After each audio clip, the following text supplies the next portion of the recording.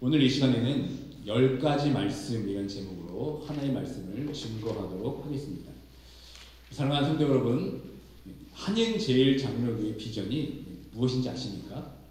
이 한인제일장로교회 비전은 하나님을 사랑하고 이웃을 사랑하는 행복한 성도, 행복한 교회입니다.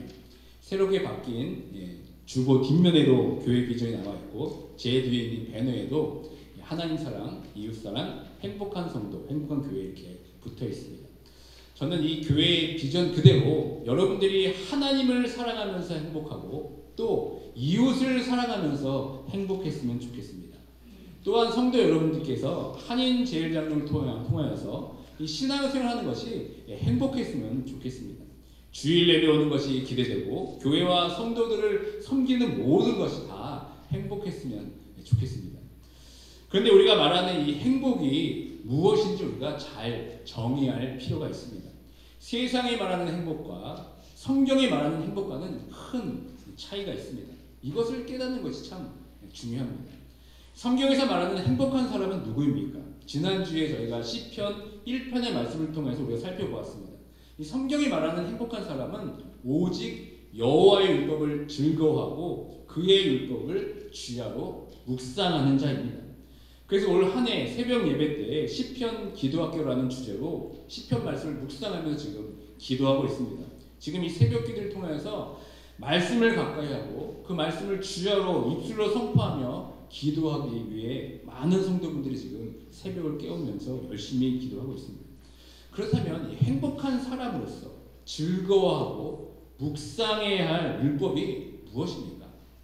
그 율법을 예수님께서 이렇게 한마디로 정의하셨습니다. 마태복음 22장 37절 4절 말씀 함께 봉독하도록 하겠습니다. 예수께서 이르시되 내 마음을 다하고 목숨을 다하고 뜻을 다하여 주 너의 하나님을 사랑하라 하셨으니 이것이 크고 첫째 되는 계명이요 둘째도 그와 같으니 내 이웃을 내 자신과 같이 사랑하라 하셨으니 이 두 계명이 온 율법과 선지자의 강령이니라. 아멘. 예수님께서는 우리가 주야로 묵상하고 지켜야 할 율법을 한마디로 어떻게 정의하셨습니까? 하나님을 사랑하고 이웃을 사랑하는 것이다 라고 정의하셨습니다. 그러므로 우리는 이 율법을 즐거워하고 이 율법을 지키기 위해 어떻게 하면 하나님을 사랑할 것인가? 어떻게 하면 이웃을 사랑해야 할 것인가? 우리는 고민하고 또 고민해야 합니다. 매일매일 우리의 삶을 돌아볼 때 나는 오늘 얼마나 하나님을 사랑하였는가? 나는 오늘 얼마나 이웃을 사랑하였나? 우리는 늘 점검해야 합니다. 이것이 우리 삶의 행복을 결정하는 바로미터가 될 때 우리는 성경이 말하는 복 있는 사람, 행복한 사람이 될 줄 믿습니다. 제가 시카고에 와서 많은 사람들한테 듣던 말 중에 가장 많은 말 중에 하나가 무엇이었냐면 그것은 이 시카고 사람들은 보수적이다 라는 이야기를 제가 참 많이 들었습니다. 대부분 제게 이렇게 말씀하시는 뉘앙스는 아마도 이 시카고 사람들은 새로운 변화에 대해 그렇게 달갑게 생각하지 않는다 라는 뜻으로 제게 말씀하신 것 같습니다. 그런데 여러분, 이 보수라는 뜻이 무슨 뜻입니까? 여러분들이 생각하는 이 보수의 정의가 무엇입니까? 쉽게 말하면 보수는 리폼과 같은 뜻입니다. 리폼은 다시를 뜻하는 리와 형태를 뜻하는 폼의 합성어입니다. 그러니까 즉 보수는 다시 과거의 형태를 회복하는 것이 바로 보수입니다. 그런데 중요한 것이 있습니다. 그것은 과거의 아무 형태로 회복하는 것이 아닙니다. 가장 역사적으로 원본, 이 오리지널과 표준, 이 스탠다드에 가깝게 해당되는 그 형태로 회복하는 것이 바로 보수입니다. 그러므로 보수는 단순히 과거의 형태로 돌아가는 것이 아니라 원본과 표준을 바탕으로 더 발전시켜 쌓아 올리는 것이 바로 진정한 보수의 개념입니다. 그러므로 보수는 변화를 싫어하는 것이 아니라 원본과 표준에 다를 때 더 과감하게 변화할 수 있는 것이 바로 보수입니다. 그렇다면 우리가 이 신앙의 보수를 지키는 자라면 어떻게 한다고 말씀드렸습니까? 예수께서 말씀하신 그 하나님을 사랑하고 이웃을 사랑하는 이 말씀이 어디서부터 근거한 말씀인지, 도대체 어디서 이 말씀이 시작되는 것인지 그 원본과 우리는 표준을 살펴볼 필요가 있습니다. 그렇다면 예수님께서 말씀하신 온 율법을 하나로 정리한 하나님 사랑과 이웃 사랑이라는 이 율법이 언제 어디서부터 시작이 된 것입니까? 예수님께서 성경 전체의 율법을 이렇게 한 문장으로 정리할 수 있게 된 원본과 표준이 무엇인지 우리는 살펴보아야 합니다. 결론부터 말씀드리자면 이 말씀은 바로 우리가 앞으로 살펴볼 말씀인 이 10가지 말씀, 이 십계명에서부터 시작이 되었습니다. 이 하나님 사랑과 이웃 사랑의 이 계명의 원본과 표준이 바로 이 10가지 말씀 십계명입니다. 이 10가지 계명을 우리가 온전하게 이해하게 된다면 우리는 우리가 앞으로 지향해야 할 우리 교회의 비전인 하나님을 사랑하고 이웃을 사랑하는 것이 무엇인지, 과연 행복한 성도가, 행복한 교회가 무엇인지 우리는 온전히 깨닫게 될 것입니다. 지금 우리는 코로나 팬데믹 이후에 뉴 노멀, 그러니까 다시 말해서 새로운 일상을 지금 살아가고 있습니다. 코로나 팬데믹은 우리의 일상에 참 많은 변화를 주었습니다. 이 뉴 노멀이라는 뜻은 원래는 이 경제 사업 용어로 사용된 단어입니다. 이 용어는 2007년부터 2008년 이 세계 금융 위기와 그리고 2008년부터 2012년까지 이어진 이 경제 침체 기간 동안 만들어진 새롭게 형성된 경제적 기준을 말할 때 사용한 단어입니다. 주로 이 뉴 노멀은 이 경제 분야에서 쓰여졌지만 요즘에는 다른 분야에서 사용됩니다. 그러니까 이전에는 비정상적인 것이로 보였던 이 현상과 표준이 이제는 그것이 정상적인 표준이 되어가고 있다는 것을 의미하기도 합니다. 그러니까 전에는 전혀 경험해보지 못한 새로운 일상, 이렇게 이해하면 더 쉽게 이해할 수 있을 것입니다. 그러니까 예를 들어보면 이런 것입니다. 지금은 회사에 일하러 가지 않고 집에서 근무하는 재택근무가 일상이 되어버렸습니다. 저희 교회 성도분들의 자제분들의 이야기 들어보면 웬만하면 보니까 다 집에서 지금 일하고 있습니다. 컴퓨터만 있으면 굳이 직장에 나가지 않아도 됩니다. 이것이 지금 우리가 맡고 있는 뉴 노멀, 새로운 일상입니다. 여러분, 신앙적으로도 지금 마찬가지입니다. 교회도 지금 많이 변하고 있습니다. 매주 금요일 오후 7시 30분에 유스그룹이 교회에서 모여서 바이블 스터디를 합니다. 그런데 지난주는 눈폭풍이 와가지고 교회에서 모이지 못했습니다. 그래서 어떻게 했는지 아십니까? 온라인에서 서로 다 만났습니다. 제가 그래서 아이들 하는 걸 수척해 보니까 14명이나 모여가지고 지금 온라인에서 성경 공부를 합니다. 그리고 거기서 게임도 하더라고요. 그러니까 불과 이 3, 4년 전만 해도 이것은 상상할 수 없는 일이었습니다. 정말 이것이 신앙적으로 맞는, 이 교회에서 맞는 새로운 일상, 뉴 노멀입니다. 또 있습니다. 예전에는 이 온라인 예배를 드리는 것이 과연 성경적인가라는 질문이 신앙적으로 엄청난 이슈였고 이전에 이거에 대한 논의가 아주 뜨거웠습니다. 그러나 지금은 거의 모든 교회가 온라인 예배를 방송으로 송출하고 있습니다. 그리고 설교를 유튜브에 영상을 올립니다. 코로나 팬데믹을 통해서 온라인 예배가 옳다, 그렇지 않다 할 논쟁할 시간의 여유도 없이 온라인 예배가 모든 교회 지금 일상이 되어버렸습니다. 그리고 예전에는 목사님 설교를 듣기 위해서는 그 교회로 찾아가야 했었지만 지금은 언제 어디서든지 유튜브에 가서 접속만 하면은 그 목사님의 설교를 듣게 됩니다. 이것이 바로 새로운 일상, 뉴 노멀입니다. 성경을 살펴보면 우리가 새로운 일상을 살아가야 하는 것처럼 전혀 예상하지 못한 새로운 삶을 살아가야만 하는 시간이 있었습니다. 그 가장 대표적인 사건이 무엇입니까? 바로 출애굽 사건입니다. 400년 전 노예 생활을 하고 하루아침에 이 홍해 바다를 건너가서 가나안 땅에 가기 위한 이 40년의 광야 생활을 맡게 된 이스라엘 백성들의 삶이 바로 뉴 노멀이었습니다. 이스라엘 백성들은 출애굽하면서 이전에 전혀 경험하지 못한, 상상하지 못한 새로운 일상을 맡게 됩니다. 먼저는 홍해 바다를 경험하게 됩니다. 모세가 바다의 지팡이를 딱 던지니까 모세 그 바다가 갈라졌습니다. 그리고 그 갈라진 바다 사이를 지나가게 됩니다. 그리고 전에는 노예 생활일지라도 집이라는 주거지가 있어서 정착 생활을 했는데 이제는 이 광야라는 척박한 땅에서 떠돌이 유목 생활의 새로운 일상을 경험하게 됩니다. 또한 전에는 고기도 먹고 파도 먹고 부추도 먹고 오이도 먹는데 이제는 만나와 메추라기가 일상의 식사가 되어버립니다. 어쩌면 우리가 겪고 있는 아니, 앞으로 우리가 더 겪어야 할 새로운 일상보다 더 파격적이고 충격적인 뉴 노멀을 맞이하게 된 것이 바로 출애굽 사건입니다.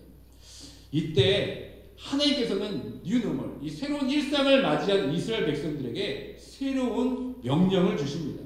전에는 경험해보지 못한 이 새로운 여정을 걸어갈 때 하나님 나라 백성으로 너희는 이렇게 살아가야 한다고 알려주신 말씀이 바로 무엇이겠습니까? 바로 오늘 우리가 살펴보게 될 10가지 말씀 10계명입니다.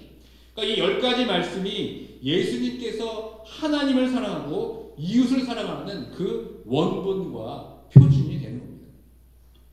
여러분들은 이 10계명에 대해서 잘 알고 계십니까? 10계명 하면 여러분 무슨 생각이 떠오르십니까? 사실 오늘날 이 교회에서 실제로 상황을 들여다보면은 이 교회에서 10계명의 중요성을 잃어버린 지가 정말 오래되었습니다. 이 교회사를 들여다보면 이 10계명은 사도신경과 주기도문과 함께 중요한 교리 공부의 핵심 주제였습니다. 종교개혁 이전은 물론 그 이후에도 10계명은 개신교의 신앙 고백서에서 가장 중요한 부분을 차지하고 있습니다. 하이델베르크 교리문답 중 보면 총 129만 문항에서 총 26개의 문항이 10계명에 대한 내용을 담고 있습니다. 그리고 웨스트민스터 대요리문답을 보면 총 196문항에서 58문항이 이 10계명에 할애되어 있습니다. 그리고 소요리문답에서도 총 107문항 가운데 43문항이나 이 10계명에 대해서 다루고 있습니다. 특히 구약 율법을 중요시 여기지 않는다고 오해를 받았던 이 종교개혁가 마르틴 루터도 10계명을 아주 중요하게 보았습니다. 1530년 10계명에 대한 주에서 선언에서 루터는 이렇게 말하였습니다. 모든 약속 중의 약속, 모든 신앙의 원천이며 그리스도의 복음을 약속을 포괄하는 지혜의 원천이 바로 10계명이다. 이렇게 밝힙니다. 또 한 걸음 더 나아가서 루터는 대요리문답에서 이렇게 밝힙니다. 10계명을 온전히 아는 사람은 성경 전체를 아는 것이다. 라고 이렇게 단언했습니다. 그래서 루터는 대소요리문답에서 10계명을 사도신경이나 주기도문보다 훨씬 앞서서 다루게 됩니다. 그렇다면 우리는 어떻습니까? 이 성도분들 중에 사도신경과 이 주기도문은 다 외우지만 이 10계명을 온전히 다 외우는 성도분들이 과연 얼마나 될까요? 10계명의 첫 번째 계명부터 10번째 마지막 계명까지 완벽히 외우시는 분들이 이 자리에 계십니까? 대답이 없죠? 지금 이 자리에 정말 저는 10계명을 다 외우고 있습니다 라고 말할 수 있는 사람들이 아마 많지 않을 것입니다. 아주 오래된 통계이긴 하지만 1979년에 미국 여론조사인 갤럽에서 미국인 그리스도인 대상으로 10계명에 대해 얼마나 알고 있는지 조사했습니다. 그러니까 순서에 관계없이 10계명 가운데 4개 정도의 계명을 말할 수 있는 사람을 조사했는데 그 결과가 49%로 조사되었습니다. 아마 지금 다시 조사하면은 아마 그 숫자는 현저하게 더 줄어들 것입니다. 그렇다면 이토록 중요한 10계명을 우리는 왜 다루지 않고 있습니까? 아마 여러 가지 이유가 있습니다. 아마 현대 교회 안의 풍토가 이 계율적이고 딱딱한 법령 같은 것을 싫어하기 때문 아니겠습니까? 아니면 물 흐르듯이 자연스럽게 흘러가는 예배 가운데 차갑고 부정적인 어감을 주는 이 10계명을 낭독하는 일이 어색할 뿐만 아니라 억압적인 느낌을 주는 것 때문이 아니겠습니까? 그래도 이 한국교회는 그나마 미국보다는 10계명에 대해서 조금 더 많은 관심이 있는 것 같습니다. 10계명을 어떻게 외울 수 있는가를 인터넷에 검색해보면 쉽게 외울 수 있는 방법들이 참 많이 나와 있습니다. 제가 이번에 여러분들에게 잘 외울 수 있는 것을 소개해 드리겠습니다. 한번 잘 외워보시기 바랍니다. 제가 만든 것은 아닙니다. 제가 여러 10계명을 외우는 방법들을 제가 총 모아가지고 제가 편집한 것입니다. 이것을 외울 때 강조점이 있습니다. 이 계명의 순서와 계명의 내용을 연관시켜서 외운 겁니다. 대부분 내용은 잘 압니다. 그런데 이게 몇 번째 계명인지 여러분이 헷갈리는 분들이 참 많은 겁니다. 저와 함께 한번 저는 읽어보도록 하겠습니다. 제가 앞글자에 운을 딱 띄우면 여러분이 그 뒤에를 읽어주시면 됩니다. 시작! 1절 나 외에 다른 신을 두지 말라. 2. 이상한 우상을 내게 두지 말라. 3. 삼가 여호와의 이름을 망령되이 일컫지 말라. 4. 사소한 일에도 안식일을 범하지 말라. 5. 오늘도 내 부모를 공경하라. 6. 육적으로 살인하지 말라. 7. 칠흑 같은 마음으로 간음하지 말라. 8. 팔로 도둑질하지 말라. 9. 구차한 변명으로 거짓말하지 말라. 10. 10원짜리 하나라도 남의 것을 탐내지 말라. 어떻습니까? 십계명을 정말 이렇게 해서라도 암송하려는 것은 정말 십계명에 대한 관심이 너무나 사라져 가니까 어떻게 해서라든지 외우려는 시도들입니다. 이게 얼마나 귀한지 모르겠습니다. 사실 제 오늘 설교의 목표는 이 하나님 사랑과 이웃 사랑의 표준이며 원본인 이 십계명을 어떻게 해서라도 다 외우는 것입니다. 다른 것은 다 이해도 좋습니다. 이 십계명만은 여러분 꼭 외우시기 바랍니다. 제가 이거를 얼마나 많이 외웠겠습니까? 정말 5분만 여러분이 집중해서 몇 번만 반복하면 이 십계명 외울 수 있습니다. 다시 한번 저와 함께 해보도록 해보겠습니다. 시작. 1절 나 외 다른 신을 두지 말라. 2. 이상한 음상을 내게 두지 말라. 3. 삼가 여호와의 이름을 망령되이 일컫지 말라. 4. 사소한 일에도 안식일을 범하지 말라. 5. 오늘도 내 부모를 공경하라. 6. 육적으로 살인하지 말라. 7. 칠흑 같은 마음으로 간음하지 말라. 8. 팔로 도둑질하지 말라. 9. 구차한 변명으로 거짓말하지 말라. 10. 10원짜리 하나라도 남의 것을 탐내지 말라. 십계명은 우리에게 이렇게 친숙한 것 같지만 아직 정작 십계명의 내용을 잘 모르고 있거나 오해하고 있는 부분들이 참 많이 있습니다. 그 중 하나가 뭐냐면 이 십계명이라는 명칭입니다. 이 십계명이라는 단어보다는 사실 10가지 말씀으로 부르는 것이 더 십계명을 이해하는 데 도움이 됩니다. 용어의 차이가 뭐 별거 있겠냐고 말씀할 수도 있겠지만 이 명칭이 바뀌면 우리는 새로운 시각으로 그것을 바라보게 됩니다. 먼저 명칭이 바뀌게 되면은 그 명칭이 처음에는 낯설게 느껴지지만 그러면서 새로운 인식을 우리는 갖게 됩니다. 예를 들어 이 청소부를 환경미화원 혹은 청소 전문가라고 부르게 되면 여러분 어떤 변화가 일어나겠습니까? 먼저 이 청소부를 바라보는 다른 시각이 생깁니다. 이 호칭의 변화를 통해서 나의 인식이 바뀌게 되는 겁니다. 요즘 한국에서는 환경미화원이 되겠다는 20대들이 정말 많이 늘었습니다. 무려 환경미화원을 뽑는 경쟁률이 2019년에 23대 1이었습니다. 상당히 높은 경쟁 아니겠습니까? 왜 이렇게 환경미화원에 많은 사람들이 지금 몰리고 있습니까? 그것은 사람들의 지금 인식이 바뀌었기 때문입니다.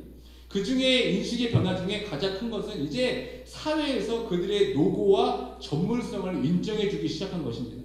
그래서 어느 일반 기업의 신입사원들보다 초봉이 더 많습니다. 이렇게 인식의 변화는 우리에게 다른 시각을 주게 됩니다. 십계명도 마찬가지입니다. 십계명의 인식을 다르게 하면 우리는 십계명을 좀 더 다른 방식으로 접근할 수 있게 됩니다. 인식의 가장 큰 변화는 바로 호칭의 변화입니다. 그러니까 십계명을 어떤 용어로 부르느냐의 이슈는 우리가 십계명을 어떻게 대할 것인가의 문제이지 십계명을 어떻게 규정하는 정의의 문제이기도 합니다. 지금까지 우리가 알고 있던 십계명의 이미지는 어떻습니까? 계명으로 생각하니까 차가운 느낌으로 다가옵니다. 왜냐하면 계명이라는 단어 자체가 이 현대 사회는 그렇게 친근하지가 않습니다.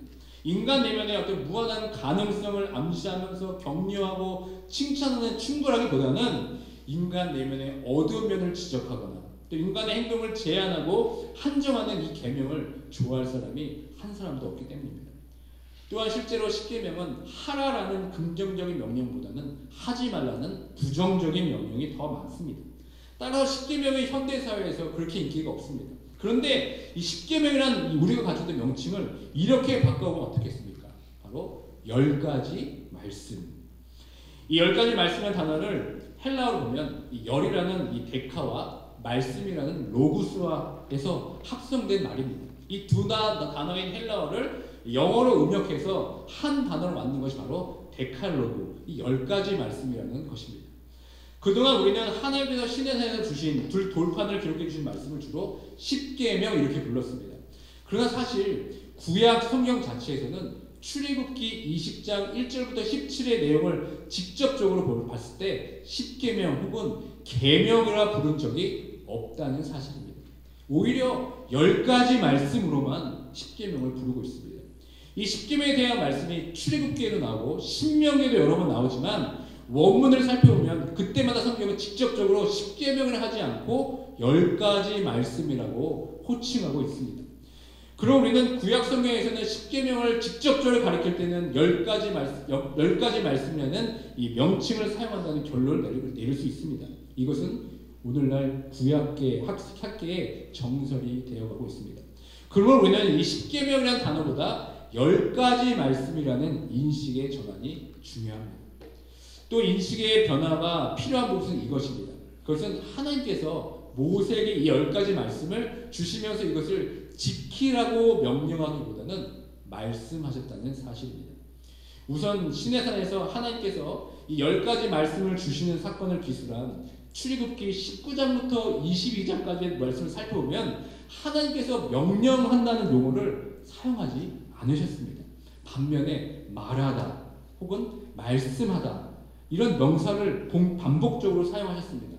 그러므로 이 10가지 말씀은 아무런 대화나 소통 없이 하나님께서 내린 일방적인 지시나 명령이 아니었습니다.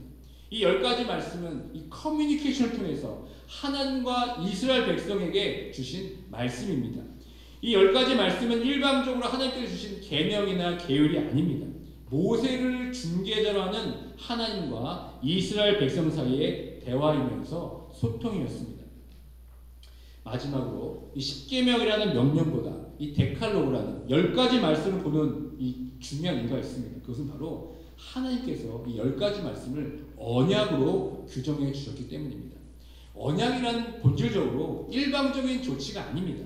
두 당사자의 사모 승인이 전제된 것입니다. 서로 각자 계약서를 읽고 그 계약서에 사인을 한 다음에 비록 두 언약 당사자 사이에 져야 하는 부담이 불공평할지라도 아니면 한 사람이 그 언약을 불성실하게 이행할지라도 이 쌍방적인 계약 관계가 유지되는 것이 바로 언약의 본질입니다. 따라서 여호와께서는 이스라엘 백성들에게 일방적으로 10가지 말씀을 주시지 않으셨습니다. 이 10가지 말씀을 주시기 전에 충분한 대화와 의사소통이 있었고 이스라엘 백성들은 10가지 말씀을 받은 후에 어떻게 고백하는지 아십니까? 우리가 다 행하리이다 라는 것으로 보아서 아마 이 언약은 상호 대화 가운데 백성의 승인을 받고 언약의 규정으로 주신 말씀이라는 사실입니다. 그러면 우리는 앞으로 이 10계명이라는 인식에서 벗어나 10가지 말씀이라는 새로운 프레임으로 이 10계명을 바라볼 수 있어야 합니다. 다 함께 출애굽기 20장 2절의 말씀 함께 읽도록 하겠습니다. 나는 너를 애굽 땅 종 되었던 집에서 인도하여 낸 네 하나님 여호와니라. 아멘. 이 말씀은 이 데칼로그 10가지 말씀의 서원에 해당하는 아주 중요한 말씀입니다. 이 말씀에는 3가지 지금 중요한 내용이 들어있습니다. 첫 번째는 하나님이 누구이신가? 두 번째는 하나님과 이스라엘 백성과의 관계는 무엇인가? 그리고 세 번째는 이스라엘은 왜 이 10가지 말씀을 지켜야 하는지를 밝히는 것이 바로 이 서원의 목표입니다. 먼저 이 10가지 말씀을 수여하고 주시는 분이 누구신가에 대해서 하나님은 자기 스스로를 지금 어떻게 밝히고 계십니까? 나는 여호와니라 이렇게 스스로를 밝히고 있습니다. 여러분 나는 여호와니라 이 말씀을 들으면 여러분들은 어떠한 생각이 드십니까? 아무 생각이 안 드시나요? 그렇다면 제가 여러분들에게 나는 길선욱입니다. 나는 이 말을 들으면 여러분 어떤 생각이 드십니까? 지금까지 저를 알고 또 보면서 여러 가지 느꼈던 생각들이 막 떠오르게 됩니다. 그런데 저의 삶도 잘 모르고 제가 어떻게 생긴지도 모르는 사람한테 가서 제가 나는 길선욱입니다 이렇게 말하는 사람들이 뭐라고 대답하겠습니까? 도대체 누구십니까? 이렇게 대답하지 않겠습니까? 아마도 이렇게 이렇게 어떤 반응을 하게 될 것입니다. 그러니까 내가 다른 사람에게 누구인지 보일 수 있는 유일한 방법은 이름만 들어서 알 수가 없습니다. 내 삶의 스토리가 그 이름과 연결되어 있어야 합니다. 그때 그 사람의 정체성이 드러나게 되는 겁니다. 그러므로 나는 누구누구이다 라는 표현은 나의 정체성, 나의 핵심 가치, 나의 삶의 역사가 고스란히 드러나게 되는 겁니다. 그러므로 나는 여호와라는 이 하나님 이름의 선언의 의미는 무엇이겠습니까? 이것은 단순한 정보가 아닙니다. 나는 여호와라는 이 선언은 하나님이 행하신 일들과 연결되면서 하나님의 정체성이 누구이신지, 하나님의 성품이 어떠한지, 하나님께서 핵심 가치로 생각하는 것이 무엇인지 보여주는 핵심 암호와 같은 것이 바로 이 여호와라는 이름입니다. 결국 나는 여호와라는 선언은 이스라엘을 애굽에서 구해주신 이 출애굽의 역사와 결합이 되면서 나는 구원자이다라는 선포입니다. 나는 여호와라는 이 선언은 10가지 말씀의 수여자인 여호와께서 이스라엘을 애굽에서 건져낸 약속의 땅으로 인도하신다는 그분의 정체성과 그분의 핵심 가치와 그분의 성품이 모두가 들어있는 선포인 것입니다. 그런데 여기서 더 한 가지 주목할 점이 하나 있습니다. 그것은 이스라엘 하나님 여호와는 단순히 인간들을 구원해내는 구원자가 아니라는 겁니다. 여호와는 애굽에서 더 나아가서 종노릇하는 노예들을 구원하셔서 자기 백성으로 삼으시는 분이라는 겁니다. 여러분, 이 당시 고대 근동 신관에 있어서는 있을 수 없는 일이었습니다. 이건 상상할 수 없는 일입니다. 이 고대 근동의 신들은 자기들에게 거대한 신전을 지어주고 매일같이 엄청난 양의 재물을 바칠 수 있는 능력 있는 왕과 귀족들만의 신이었습니다. 따라서 여호와께서 애굽에게 종노릇하는 이 노예들을 선택하시고 이 노예들의 신이 되기를 원한다는 것은 이 고대 근동에서는 생각조차 할 수 없는 일이었습니다. 그렇다면 이 10가지 말씀을 수용한 여호와 하나님과 이스라엘은 무슨 관계입니까? 오늘 본문에서는 너를 애굽 땅 종되었던 집에서 인도하여 낸 하나님 이렇게 밝히고 있습니다. 이것은 하나님 자신이 이스라엘 백성의 주인임을 지금 밝히고 있는 겁니다. 하나님께서는 이스라엘의 하나님으로 이스라엘을 구원해내신 여호와이시기 때문에 결국 이스라엘은 여호와의 소유이며 여호와의 백성이라는 겁니다. 그러므로 데칼로그 이 10가지 말씀의 선에서 여호와는 단순히 이스라엘을 구원해낸 구원자일 뿐만 아니라 이스라엘 백성들을 소유하시는 주인으로 지금 소개하고 있다는 겁니다. 그러나 나는 여호와다라는 그 이름 안에는 여호와는 나의 구원자요 동시에 주님이시다라는 그 정보, 핵심 정보가 지금 담겨져 있는 겁니다. 제가 여기서 여러분께 질문을 드리겠습니다. 잘 듣고 한번 대답해 보시기 바랍니다. 하나님은 여러분들의 구원자이십니까? 다시 한번 물어보겠습니다. 하나님은 여러분들의 주인이십니까? 하나님은 나의 구원자이십니다 라고 물어볼 때 이 아멘이 사실은 더 확신에 찬 아멘이 되어야 합니다. 그런데 그 뒤에 있는 질문이 무엇입니까? 하나님은 나의 주인이십니다. 이 질문에는 사실 우리 마음이 조금 위축되는 것 같습니다. 흔쾌히 막 동의가 되는 것 같지는 않습니다. 우리를 죄에서 구원해주신 하나님께도 우리 마음이 활짝 열려 있습니다. 그런데 하나님이 우리의 주인이시다라는 것을 생각할 때 이 활짝 열렸던 마음이 조금은 살짝 다치는 것 같습니다. 이 구원받았다는 의미는 우리가 새로운 피조물이 되었다는 의미입니다. 과거의 죄에 묶여있던 삶을 청산하고 하나님의 백성으로서 하나님의 자녀답게 하나님의 뜻을 이루며 사는 뉴 노멀을 사는 것입니다. 구원받기 전의 삶은 내가 나의 삶의 주인이었습니다. 그러나 구원받은 후에 나의 삶은 내가 나의 삶의 주인이 아니라 하나님이 나의 삶의 주인이심을 인정해야 합니다. 그리고 이제는 죄의 종의 노릇을 하는 것이 아니라 우리 안에 내주하시는 성령 하나님의 통치하심을 받아야 하는 것이 바로 진정한 구원의 의미입니다. 그러니까 쉽게 말하면 구원이란 나의 주인이 바뀌었다는 것입니다.